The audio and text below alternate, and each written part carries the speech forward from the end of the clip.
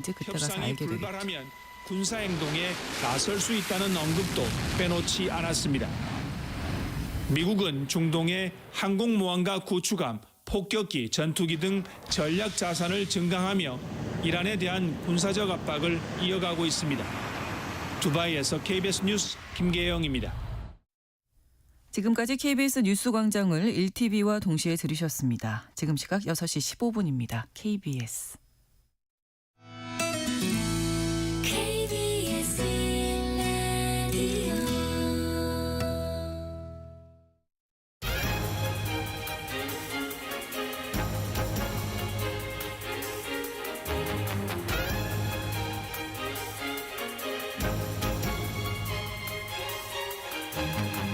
오늘 아침 일라디오. 안녕하십니까. 오늘 아침 일라디오 아나운서 정은혜입니다. 밤사이 서울을 비롯한 수도권에 많은 눈이 내렸습니다. 새벽부터 눈 쓰는 소리에 잠에서 깨신 분들도 있을 것 같은데요. 어제 오후부터 안전 문자도 여러 차례 받으셨을 텐데요. 오늘 출근길 단단히 각오하고 나오시겠죠? 서울시는 어제 오후부터 강설 대응 2단계를 발령하고요. 주요 간선도로와 골목길을 중심으로 제설 작업을 진행했습니다. 서울경찰청도 교통 비상대응 체제에 들어가서 미끄럼 사고가 우려되는 위험 구간을 중심으로 교통 통제와 현장 안내에 나서고 있습니다. 이런 대응이 잘 이어지고 있지만요. 도로 위엔 눈이 쌓여 있고 기온이 낮아서 곳곳에 살얼음이 만들어질 위험이 클 것 같습니다. 차를 몰고 나오신 분들은 평소보다 속도를 충분히 줄이시고요. 차간 거리도 넉넉히 확보해 주셔야겠습니다. 보행하실 땐 주머니에서 손을 반드시 빼고 다니시고요. 횡단보도와 버스 정류장 주변 특히 조심하시기 바랍니다. 이런 날 눈 쌓인 내 집 앞이나 내 점포 앞에 눈 치우기에 시민들이 적극적으로 참여해 주신다면 더 안전한 하루가 되겠죠.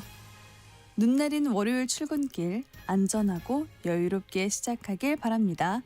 2월 2일 월요일 오늘 아침 일라디오 출발합니다.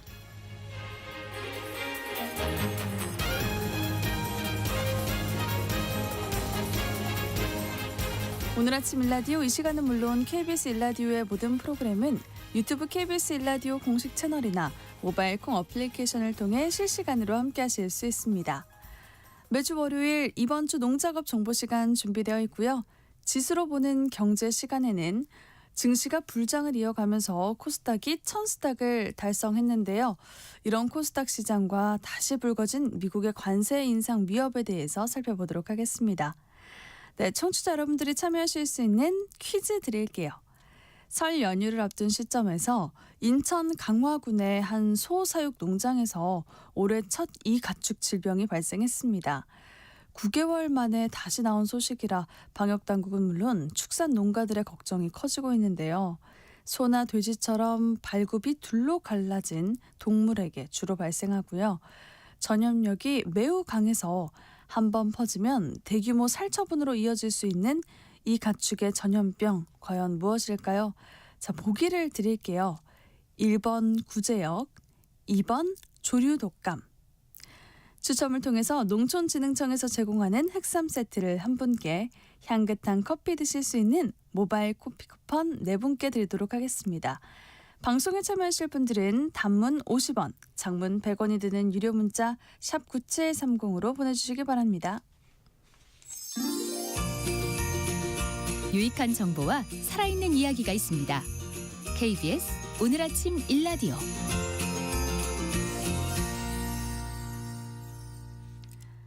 한 주간 농가에서 알아둬야 할 주요 농업 기술과 농작업 정보를 전하는 시간입니다.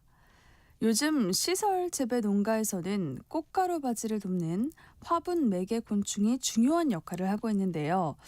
특히 뒤형벌이 안전적인 착과의 품질 향상에 큰 도움을 주고 있다고 합니다. 자세한 내용 들어보도록 하겠습니다. 농촌진흥청 대변인실 박승모 농촌지도관님 전화 연결되어 있습니다. 안녕하세요. 네, 안녕하세요. 네, 먼저 시설 재배 현장에서 이 화분 매개 곤충의 수요가 크게 늘고 있다고 합니다. 그 배경부터 설명 부탁드립니다. 네, 최근 자연 화분 매개자가 감소하고 수분이 필요한 시설지배 면적이 지속적으로 확대되면서 상업적 화분 매개 곤충 수요가 증가하고 있는데요. 시설원에서는 화분 매개 안전성이 작가와 품질, 생산성에 직접적인 영향을 주기 때문에 연중 안정적으로 공급할 수 있는 체계가 무엇보다 중요합니다. 네, 그렇군요. 여러 화분 매개곤충 가운데서도 뒤형벌이 시설 재배에 특히 적합하다고 들었습니다. 뒤형벌 어떤 장점이 있나요? 네, 대형벌은 비닐 오징처럼 공간이 제한된 환경에서도 활동성이 뛰어나고요. 기온이 낮거나 빛이 적은 조건에서도 꽃을 찾아 수분 활동을 할 수 있는데요. 그래서 토마토나 딸기 같은 시설 재배 작물에 안전적인 작과에 큰 도움이 됩니다. 네, 농촌진흥청이 뒤형벌 국산화에 오랜 기간 힘써왔다고 합니다. 지금까지 성과도 궁금하네요. 네, 농촌진흥청은 1995년부터 기형벌 대량 증시 연구를 시작해서 2004년부터 산업화를 추진해 왔는데요. 그 결과 국산 기형벌 보급률은 도입 초기 0%에서 2024년 기준 92%까지 크게 상승했습니다. 현재는 18개 업체가 연간 34만 봉군을 생산해서 전국 9,400헥타르 이상의 시설 재배지에 공급할 수 있는 기반을 갖췄습니다. 네, 실제 농가 현장에서는 어떤 효과가 나타나고 있습니까?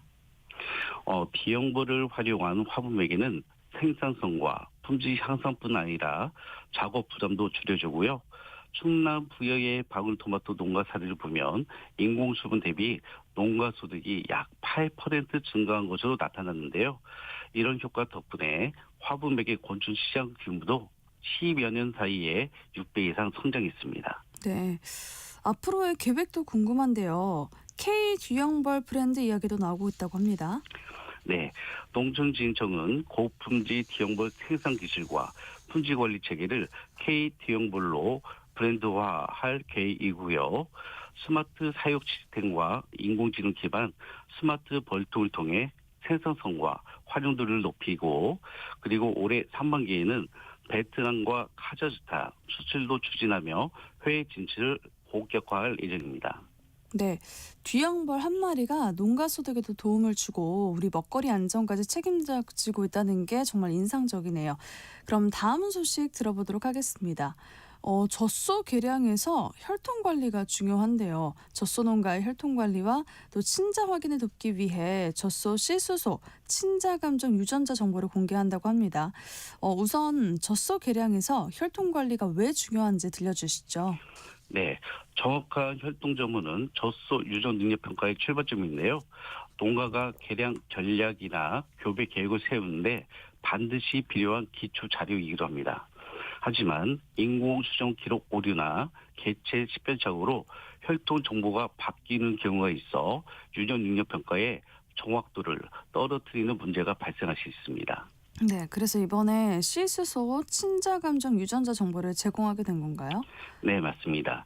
이런 문제를 줄이기 위해 젖소 치수를 대상으로 친자 감정과 혈통 확인이 가능한 유전자 마커 분석을 실시했는데요. 이번에 제공하는 유전자 정보는 현장에서 친자 감정과 체계적인 혈통 관리에 바로 활용할 수 있도록 마련된 자료입니다. 네, 그렇군요. 이번에 공개되는 자료에는 어떤 내용이 담겨 있습니까? 농가에서는 이렇게 어떻게 활용하면 좋을까요? 네. 국내에서 유통 중인 한국형 도입 수입 시수소 299도를 대상으로 한 자료인데요. 시수소의 등록번호, 생년월일, 정액 코드, 생산국가, 한글 영문명 같은 기본 정보와 함께 가축 검출 기준에 따라 표준화된 젖소 친자 감정용 유전자 마커 11개 정보가 제공됩니다. 친자 감정을 통해 혈통 오류를 바로잡고 근친 교배를 예방하거나 보다 정확한 교배 계획을 세우는 데 활용할 수 있는데요. 결국 유전 능력 평가의 신뢰도를 높이고 젖소 개량 경쟁력과 낙농가 소득 향상에도 도움이 될 것으로 기대하고 있고요. 해당 시수소 유전자 정보는 2월 2일 오늘부터 국립축산과학원 누리집에서 내려볼 수 있습니다. 네, 유전자로 확인하는 정확한 혈통 관리가 젖소계량의 신뢰도를 한 단계 높여줄 수 있을 것 같아요. 이번 주 농가에서 실천해야 할 핵심 농작업 정보도 알아보도록 하겠습니다. 새로 인삼을 심을 인삼 재배 예정지 관리에 대해서 알려주신다고요? 네. 인삼은 이어짓기 장애가 나타나기 때문에 거친 땅이나 사용하지 않는 땅을 1에서 2년간 따로 관리를 해서 재배해야 잘 자라는데요.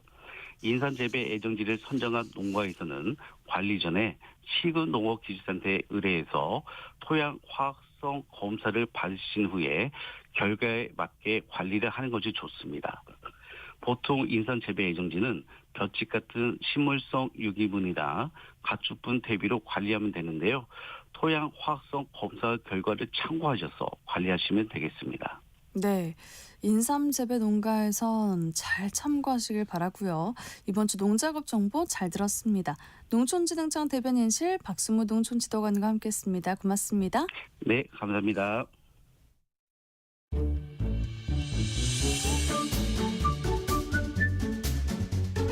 아침을 여는 기분 좋은 습관. KBS 오늘 아침 일라디오.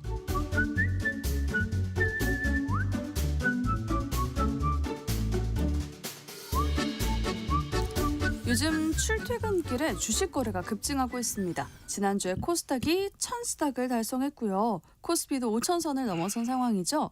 한편 미국 트럼프 대통령이 또다시 관세 인상 카드를 꺼내들면서 시장의 불안감을 키우기도 했는데요.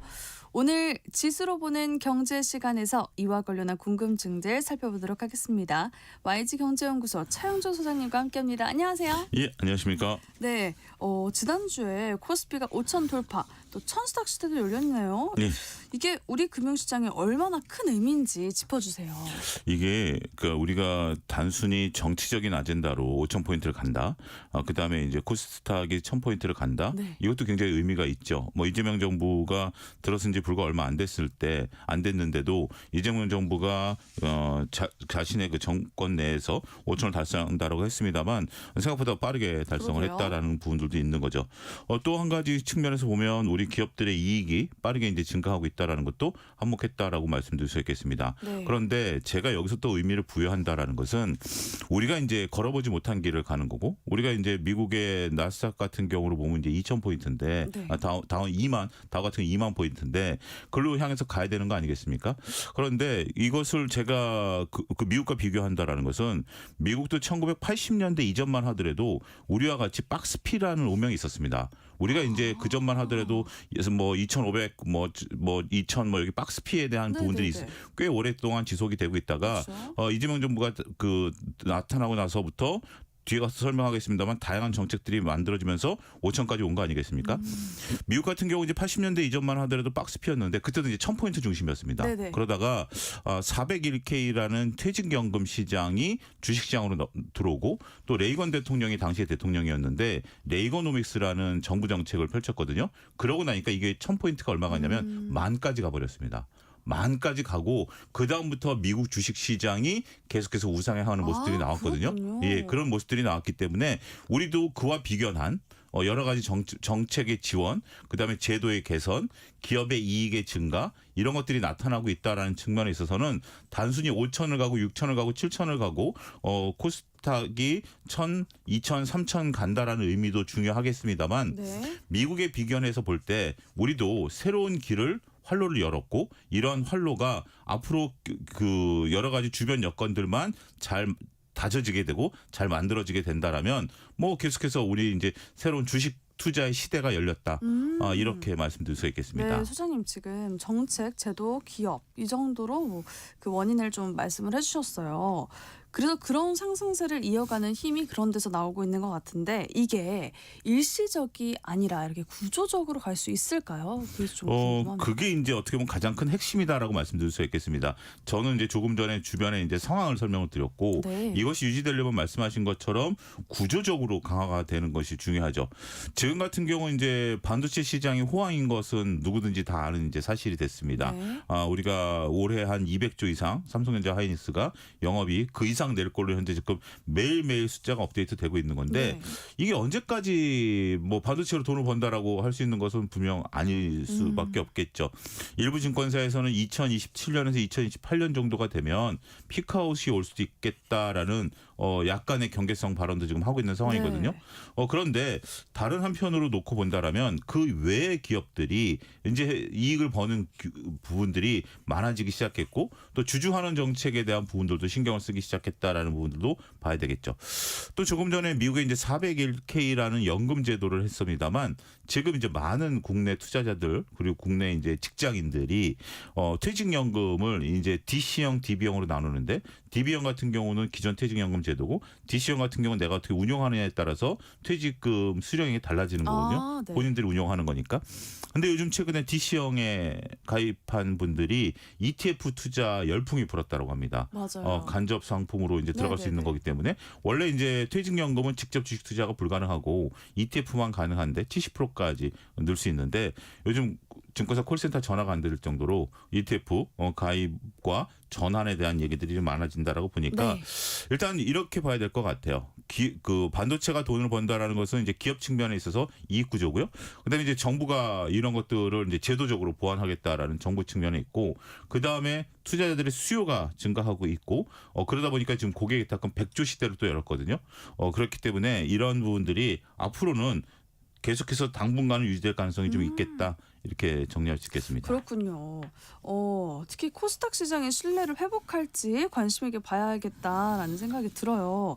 정부가 부실기업 퇴출과 또 불공정 행위 근절을 추진하기도 했고요. 또 금융당국과 관계기관이 본격적으로 움직이기 시작했다는데 문제 기업 종목들 어떻게 정리하겠다는 건지 궁금합니다. 일단 우리가 부실기업을 퇴출한다라든지 불공정 거래 행위에 대해서 처벌 규정은 있습니다. 처벌 규정은 있는데 이런 것들을 적용하는 정도라 그럴까요?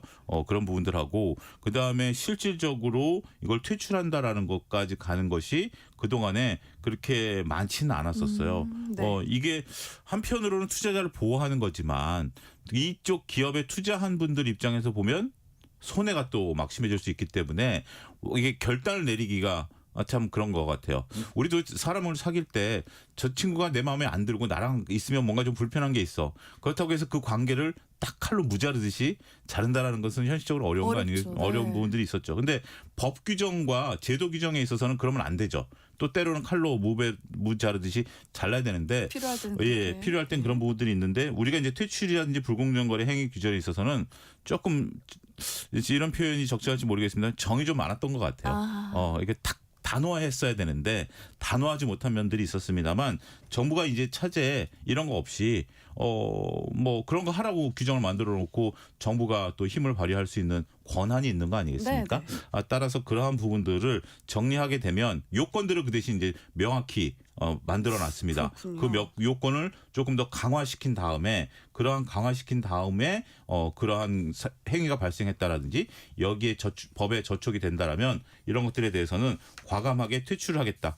여기에 대해서 이재명 대통령이 그런 얘기를 했습니다. SNS에 주말 사이에 어떤 얘기를 했냐라면 우리가 백화점에 가본다든지 뭐 상점에 가면 안 팔리는 상품들도 있는 거 아니겠습니까? 그렇죠. 안 팔리는 상품들이 많아지면 그 상점에 가고 싶은가요? 별로 아니요. 가고 싶지 않죠. 네. 오히려 요즘은 정말 그 음식점에 가면 두 쫑크를 팔아야 음식점을 가는 거 아니겠습니까? 맞아요. 그런 것처럼 안 팔리는 상품들을 과감하게 매대에서 치워버리겠다. 치워버리고. 이런 얘기를 했기 때문에 앞으로는 좀 이런 부분들이 강화되지 않을까 싶습니다. 그럼 그 요건들이 강화된다고 하셨잖아요. 그럼 상장 폐지 종목은 어떤 기준으로 결정하게 되는지가 좀 궁금하거든요. 그 실제 그 상장 폐지가 네. 결정이 되거나 또 검토 중인 기업들이 혹시 많이 있나요? 결론부터 얘기하면 현재 지금 23개 기업이 거기에 좀 대상으로 올라가 있습니다. 23개요? 예, 우리가 대략 한 2천여 개 기업이 상장돼 있는데요. 현재 23개 기업이 상장 폐지와 관련된 검토 대상으로 현재 지금 정부가 밝힌 숫자고요. 요거 이제 주말 사이에 나온 뉴스고요. 기준이 뭘까요? 기준을 놓고 보면 몇 가지 기준이 있습니다. 이제 우리가 2025년이 이제 끝났잖아요. 그러면 이제 3월 달에 주주총회가 열립니다. 주주총회 이전에 감사라고 그래서 외부 회계 감사를 받거든요. 네. 거기서 이제 감사 의견이 어떻게 나오느냐. 그러니까 회계 처리가 적절하게 됐느냐. 요 부분을 이제 들여다보는 그 기준이 있고요. 그 다음에 이제 기업들이 이익을 계속 내야 되는데 이익을 내지 못하면 어떻게 될까요? 자본을 자꾸 깎아먹게 되겠죠. 네. 자본 잠식 요건이라든지 그다음에 시가총액 요건도 있습니다. 우리가 소위 동전주라고 얘기하는 것들에 대해서 시가총액이 40억에서 150억으로 늘었습니다. 네. 그래서 시가총액이 150억이 안 되는 기업들 같은 경우는 상장 폐지 요건이 됩니다.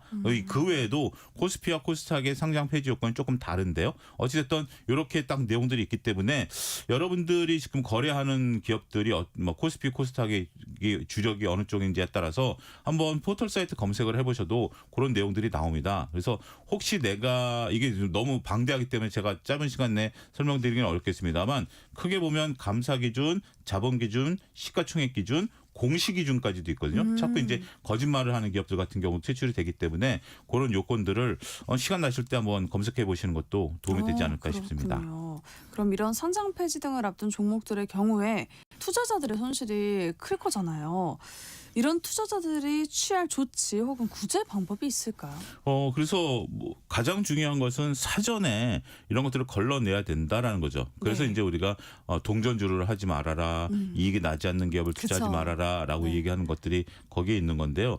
뭐 그렇다 하더라도 이것을 뭐 갑자기 감사 의견이 잘못 나온다든지 아니면 그 공시와 관련해서 불성실 공시가 나온다라든지 이건 우리가 예측 불가능한 부분들이거든요. 어렵죠. 그래서 일단 지정이 되고 나면 개선 기간을 부여합니다. 근데 지정이 됨과 동시에 거래 정지가 돼 버리니까. 네. 근데 개선 기간은 1년을 줍니다. 그 1년 동안에 그러한 이 사유를 해소를 시켜야 되니까 그 기간 동안에 이걸 잘 보셔야 되겠고 안타깝게도 1년 동안에 이게 해소를 못 한다라고 하면 이제 상장 폐지 결정이 나오고 그다음에 7일 동안 정리 매매 기간을 줍니다. 네. 이때는 상한가 제한 폭이 없고요. 그 기간 동안에 유일하게 거래할 수 있는 기간입니다. 물론 가격이 많이 떨어지겠죠. 안타까운 부분들이지만 그래서 일단 가장 중요한 것은 그 기업이 이익을 내느냐 안 내느냐 그리고 과거에 어떤 행태를 보였느냐 이런 정도로 우리가 피해갈 수 있는 부분들 그리고 그렇기 때문에 우리가 포트폴리오 구성하라라는 거죠. 전체적으로 다 100% 투자하지 말라라는 것도 이러한 사유에 근거했다라고 말씀드릴 수 있겠습니다. 그렇군요. 지금 코스닥 시장은 불신감이 좀 높았고 좀 위험하게 느껴지기도 했던 그런 시장이었잖아요. 근데 이제부터 관심 갖는 투자자들이라면 이 시장 어떻게 접근하는 게 좋을까요?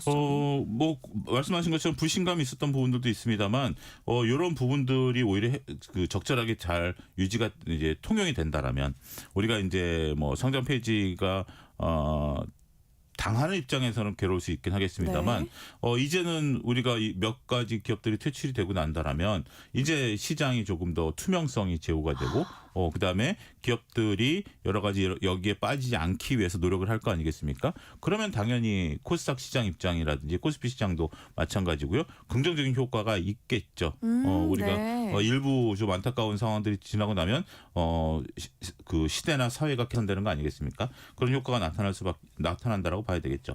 근데 지금 이제 코스닥 시장 같은 경우 이제 1000스탁이 왔는데 네네. 이제 새롭게 진입한다라는 측면에 있어서는 조금 코스피와 다르게 생각해 봐야 될 것들이 좀 있다라고 봐요. 그래요? 코스피 같은 경우 우리가 5,000포인트 오는데 이제 반도체가 중요한 역할을 했고 네.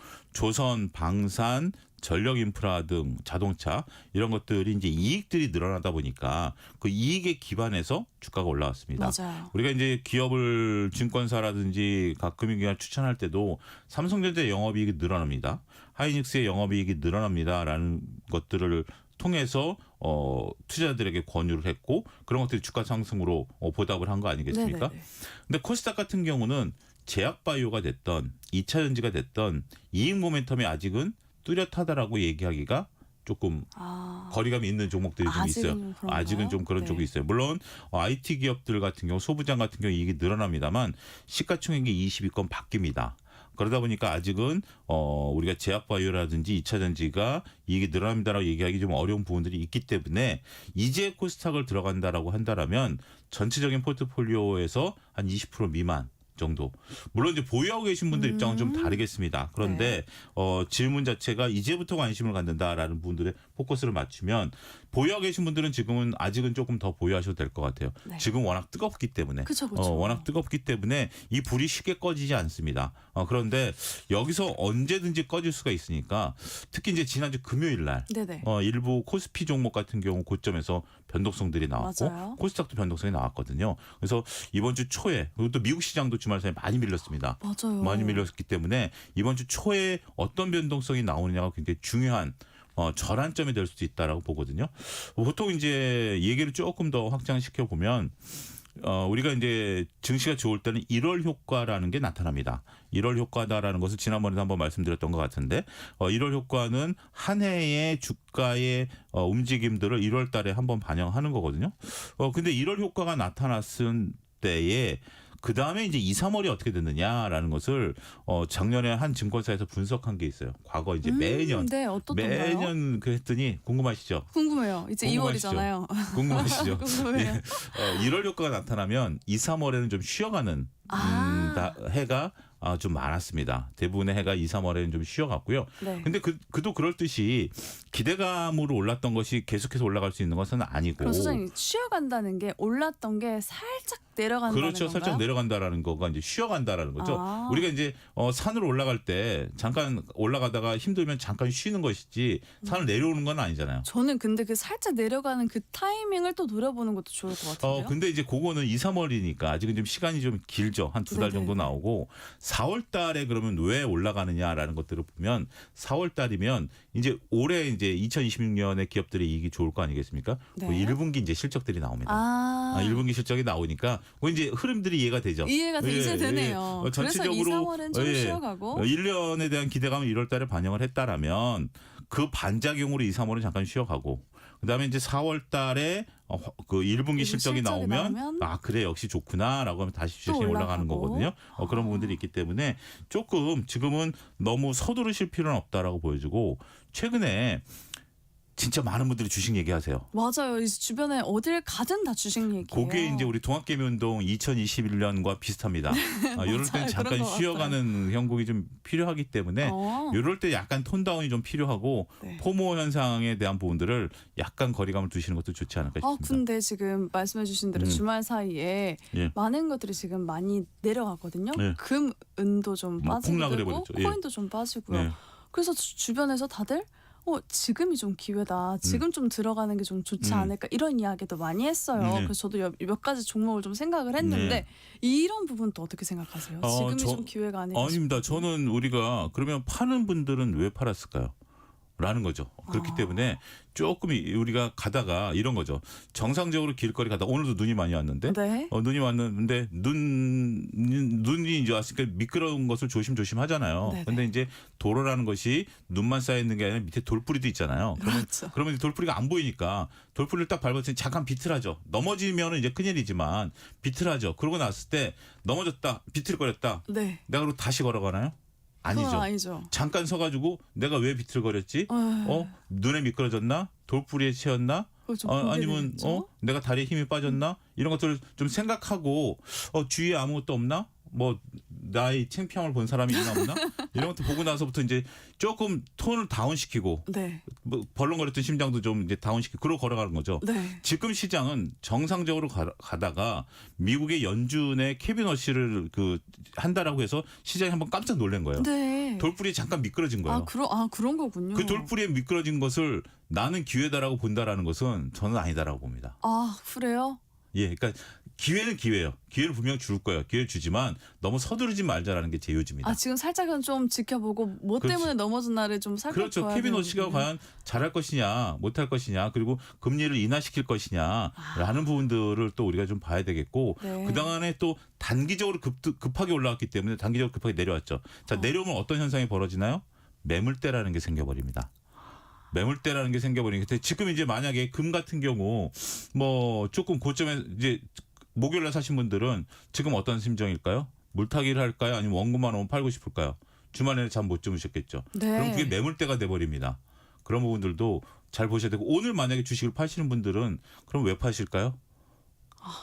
그러겠죠. 그러게요. 네, 그런 부분들을 한번 잘 내가 생각을 해봐야겠네요. 그것을 조금 요거를 조금 기회다라고 보는 근저에는 다른 사람들의 생각도 결코 잘못된 판단이 아닐 수 있다라는 것을 보셔야 됩니다. 네, 지금 말씀 중에 그 이름이 나왔던 케빈 워시 네. 최근 지명된 차기 미 연준 의장이잖아요. 네. 지금 이분 지금 금리를 어떻게 해야 할지 네. 그게 지금 결정되지 않은 상황에서 많은 게 지금 빠진 거잖아요. 그렇죠, 그렇습니다. 소장님. 예. 그럼 좀 지켜보는 게 그렇습니다. 중요하겠네요. 예, 그렇죠. 그렇군요. 근데 그나저나 지금 잘 나가는 국내 주식 시장에 트럼프 대통령이 찬물을 또 끼얹고 있어요, 소장님. 네. 한 곳만 콕 찍어서 관세를 올리겠다라고 했는데 구체적인 내용과 왜 이런 변덕을 부리는 건지 궁금한 게 지금 상황이 어떻게 전개되고 있는지 좀 정리를 부탁드립니다. 저는 그 전에 이 주식 시장을 바라볼 때 네. 주식 시장을 원래 잘 판단하기 어렵죠. 그리고 상대방의 마음이라는 것은 우리 아들 마음만 내가 모르는 줄 알았는데 이제 트럼프 마음도 모르겠어요. 맨날 전 트럼프 마음은 정말 모르겠다. 그러니까 맨날 이렇게 조변석기 하듯이 이제 변한다라는 건데 네. 몇 가지 이제 공식적인 이유는 우리가 이제 국회에서 이것을 비준하지 않았다라는 것들 이거를 이제 트럼프 대통령이 이유를 삼는 거죠. 니네가 법을 개정하지 않았기 때문에 내가 했다라는 부분들입니다. 네. 한편으로 놓고 보면 트럼프 대통령이 이제 11월 달에 중간 선거를 앞두고 내부적인 결속을 다지는 부분들도 있다라고 좀 말씀드릴 수가 있겠습니다. 이런 부분들을 우리가 보면 그린란드 문제가 발생을 하고 덴마크와 또 협정을 한 다음에 그린란드를 우리가 침공하지는 않겠다라고 얘기를 하고 난 다음에 트럼프 대통령이 어떤 얘기를 했냐면 우리가 이겼다. 어떻게 보면 우리가 이제 정신 승리라고 표현을 하는 건데 네네. 그렇게 자기가 그린란드 문제로 덴마크와 도발을 해놓고 그다음에 협상을 하면서 어떤 내용인지 알려지지 않았지만 덴마크한테 우리는 이겼다라고 표현을 하는 거.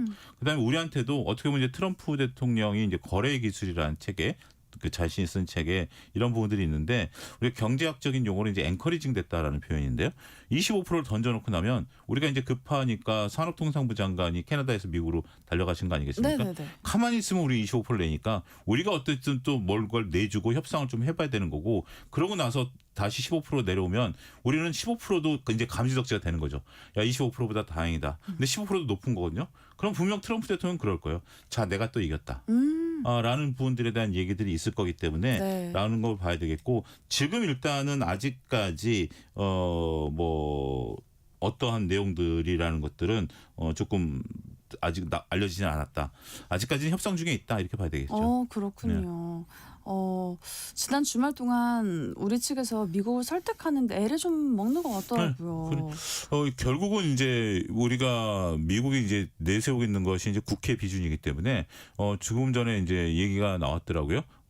여당이 네. 주말 사이에 나온 건데 2월 말에서 3월 초에 국회 비준 하겠다라고 이제 나왔죠. 이게 국회 과반수 의석 출석에 과반수 의석 찬성이면 비준이 되는 거예요. 비준이라는 것은 원래 이제 대통령이 결정을 하고 그 국회에서 그냥 의사 표시를 하는 거거든요. 그거 이제 여당이 하겠다라고 했으니까 그 일정을 일단 우리가 이제 주말 사이에 나온 거고 네. 그런 내용들을 가지고 또 다시 설득이 일어나지 않을까 말씀드릴 수 있겠습니다. 네, 그렇군요. 지금 이런 통상 압박에도 1월 우리나라 수출이 역대 최고치를 기록했다고 합니다.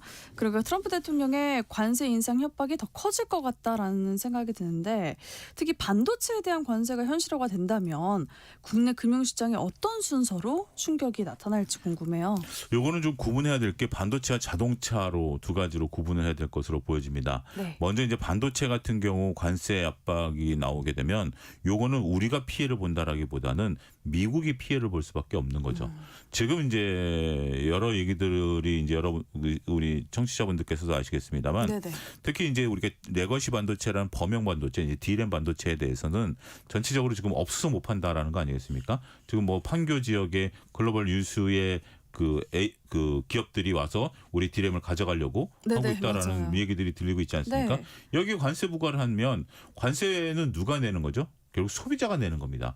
그러니까 지금 이제 이게 뭐 7배 올랐네, 9배 올랐네 지금 그러고 있는 상태에서 관세를 100% 부과해버리면 미국 소비자들이 빅테크 기업들이 결국 손해를 볼 수밖에 없는 부분들이 되는 네. 거죠. 그래서 우리 입장에서는 반도체 부분에 대해서 관세를 하려면 해봐라 라는 거고 특히 이제 우리 그러면 이제 D램은 D램이고 HBM이라고 하는 하이닉스 같은 경우도 네. 전반적으로 봤을 때 HBM이 올해 완판이거든요.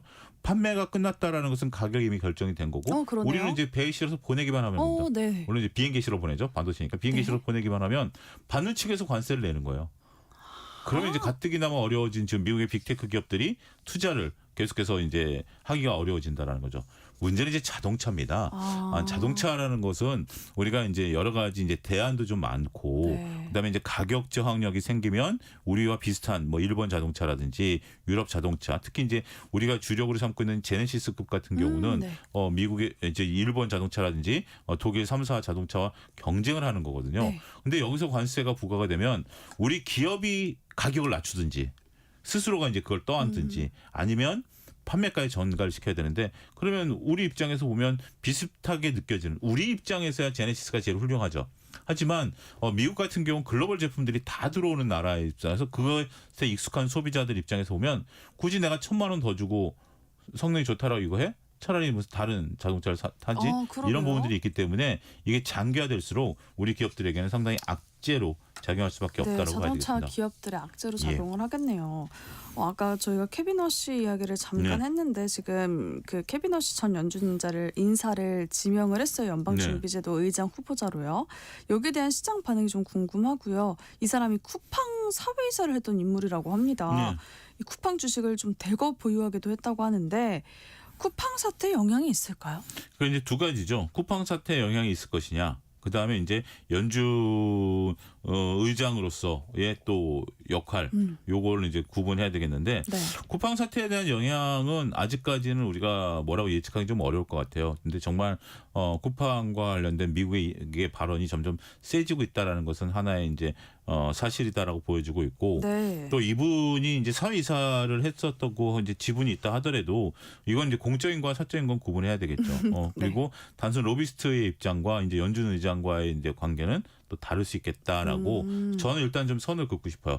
하지만 그렇다 하더라도 우리한테는 결코 도움이 되지는 않겠다. 우리가 그래요? 우리 정부 입장에서 쿠팡에 대한 어떤 좀 각을 세우겠는데 네네네. 그 부분에 있어서는 조금 도움이 되지는 않겠다. 특히 주말 사이에 또 나온 얘기들을 보면 우리가 이제 정부 여당에서 쿠팡과 관련해서 이제 그 특검이라든지 국정조사를 하려고 하는데 쿠팡이라는 용어를 좀 빼려고 하는 부분들이 있다라고 하거든요. 쿠팡이라는 용어를 좀 뺀다면 또 어떤 걸로 대체를 한다는 거죠? 그러니까 이제 구체적으로 이제 우리가 쿠팡만 때린다라는 인식을 주지 않기 위해서 그런 거군요. 그런 정도로 약간의 눈치를 이제 본다라고 말씀드릴 수 있겠죠. 네. 그런 것들이 있을 수밖에 없겠죠. 차영주가 잘못됐다가 아니라 방송에 좀 나왔던 모 사람이 좀 뭔가 문제가 있다. 네. 이렇게 표현하는 건 좀 다르죠.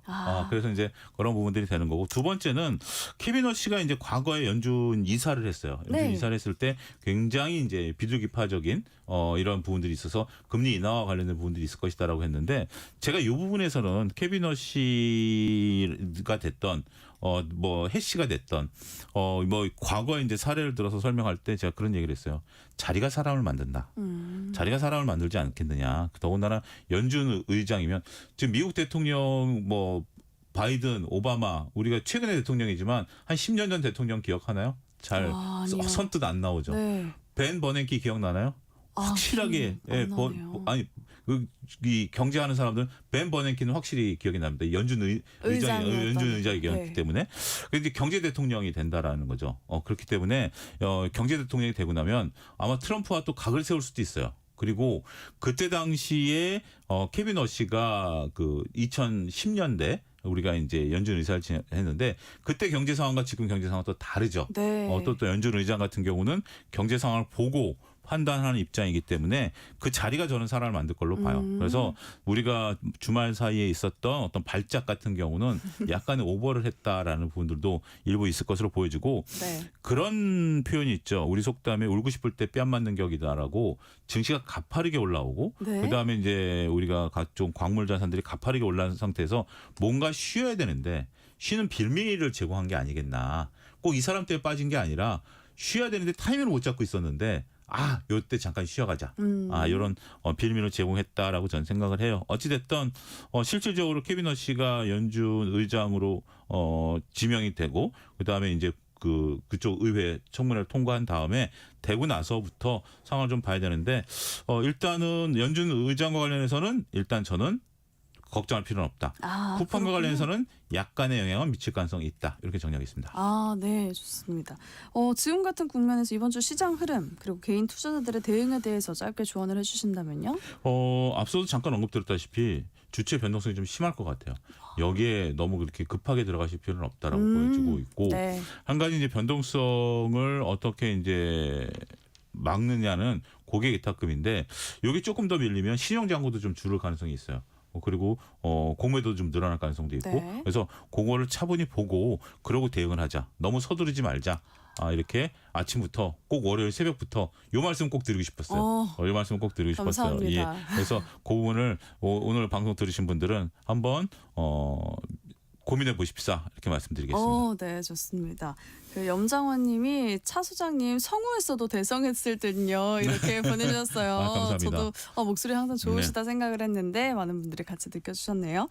자, 지수로 보는 경제 시간 다양한 금융시장의 이슈들을 함께 점검해봤습니다. YG 경제연구소 차영주 소장님과 함께했습니다. 고맙습니다. 감사합니다. 네, 오늘의 퀴즈 정답은 1번 구제역이었습니다. 7333님, 0208님, 구제역 정답 보내주셨고요. 피해가 크질 않길 기도합니다. 라고 문자 보내주셨습니다. 3467님 1번 구제역이요. 오늘 눈이 많이 와서 특별히 아빠가 데려다주는 차로 출근하고 있어요. 라고 보내주셨고요.